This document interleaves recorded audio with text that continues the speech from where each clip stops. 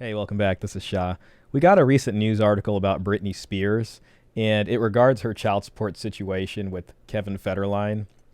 And I wanted to talk about this case and just go over their situation because it's definitely a backwards example in the sense that the genders are reversed.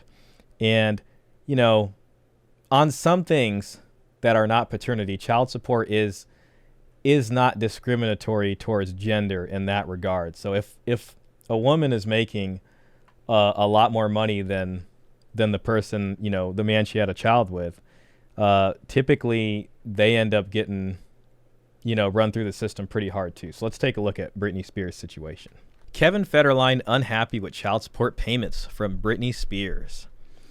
Kevin Federline is reportedly considering asking for an increase in child support payments from ex-wife Britney Spears. The 45-year-old currently gets $40,000 a month to take care of his and Spears' two kids, Sean Preston, 17, and Jaden James, 16. But that child support agreement is based on him having the boys 50% of the time. Federline has had Preston and Jaden full-time for years, though, so now he's thinking of asking a court to up the child support to which he's entitled, sources tell the outlet. With Sean turning 18 this week, Federline will start getting $20,000 in child support under the current arrangement until June 2025. This happens a lot typically. The kids' ages are definitely important. Typically, when there's multiple kids, you have a child support order, and if they're using like the California guideline, it allocates the amount. So if the full amount is, $1,000 a month, that older kid might be getting like $200 or $300, and the younger kid might be getting $700. The younger kids usually get a little bit bigger pieces of the pie. But for her, it looks like each of them are getting $20K because that's what the article's saying. They could be wrong, though, unless they looked at the court order. And it's another thing that's also pretty typical is the how the parenting time or the timeshare gets calculated in. So that original order, when they calculated the $40K a month, was based off of a 50-50 timeshare situation. But since the kids have moved with Federline, and it says that he has them 100% of the time, that's grounds for a modification of the order. So typically, where I used to work, if there was a change in circumstances like that, one parent could come in and say, hey, my income's different, or their income's different, or the parenting time has changed, whatever their change was, and then we would process a modification and send that into court. The thing about that, though, is you don't always really know exactly how it's going to turn out. So he has an order for $40K a month. If Britney Spears' income has changed drastically, he might go in there wanting to modify it because, one of the kids emancipating, and it's not 50-50 anymore. But if she's not making the same amount of money, they're going to recalculate how much she's making, and he could get a lot less than he's getting now.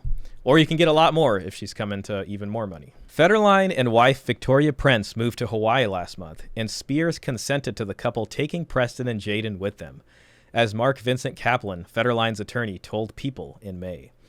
It's an opportunity for Kevin and his wife, and the boys are ready to get away from the LA microscope, Kaplan added. Though Federline encouraged the boys to visit Spears before they left, they declined, according to TMZ, which added that it's been more than a year since they saw their mother. The child support report comes at a tumultuous time for Spears.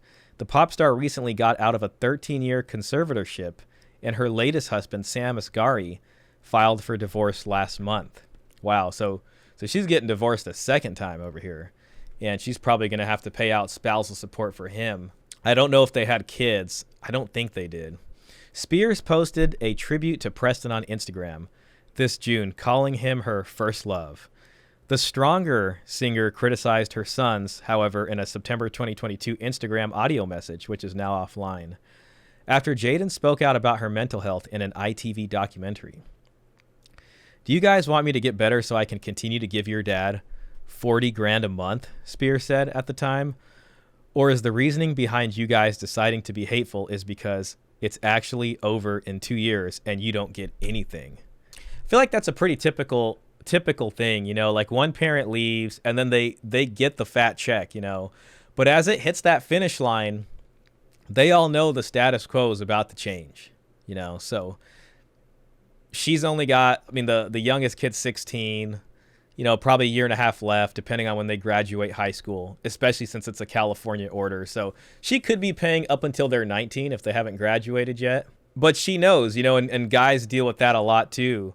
Typically at that point, especially if there's been some parental alienation, the kids might start reaching out to her because, who knows, maybe they want more, or the dad might start encouraging them. The way I feel about this whole thing is like, even for Britney Spears, I have this thing where I think a child support order for $40,000 a month is asinine. That's just too much. I think that child support should be capped at a certain amount. I think child support should be just kind of capped at where the kid's basic needs are. And so long as that's met, then that's fine. But I don't think people should have to be expected to maintain a similar lifestyle in that regard, especially if one person in the marriage left and there wasn't any abuse or any of that kind of stuff. Like they just left because, maybe they weren't happy. It's just crazy. It's just crazy to me. I always just think about that in terms of Sacramento. Like, let's say at max, a kid's expenses is like $1,500 to $2,000. Like, let's just say if we were going to be really liberal about that. In Sacramento, but I would see orders for like $8,000 a month, $10,000 a month, and I'm like, that just doesn't make sense, especially if one person decides to leave, or they're playing hardball with custody. I also really wanted to share this just because it's important to know that women, typically it's always the men paying both spousal and child support, the majority of cases, and that's the truth. But the way the law works is it's really just a calculator that punches in the incomes, and whoever's is higher is typically the one who pays, So as women start to make more money, they can find themselves at the other end of this equation to where you too can get shafted by the system. For the most part, child support is not gender discriminatory, but I would say it is in terms of paternity, because there is a lot of paternity fraud that happens, and typically the way the laws are written is going to prevent a man from being able to undo paternity if he finds out the child is not biologically his. Like, there are certain time frames. In California, it's 2 years. I think Tennessee's 5 years.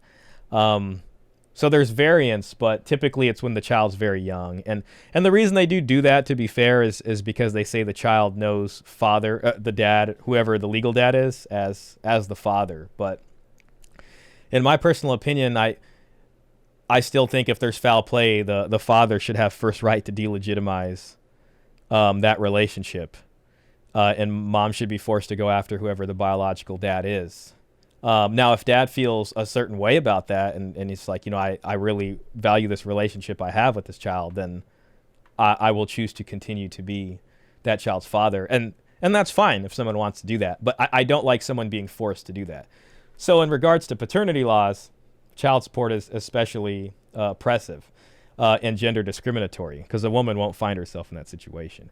But as far as the actual calculation of the finances, they just go after whoever has the money, and then they put that in the other household as much as they can. So it's important to recognize that, we don't really see many women paying, at least high profile. I think the other one was Halle Berry. I might be mistaken.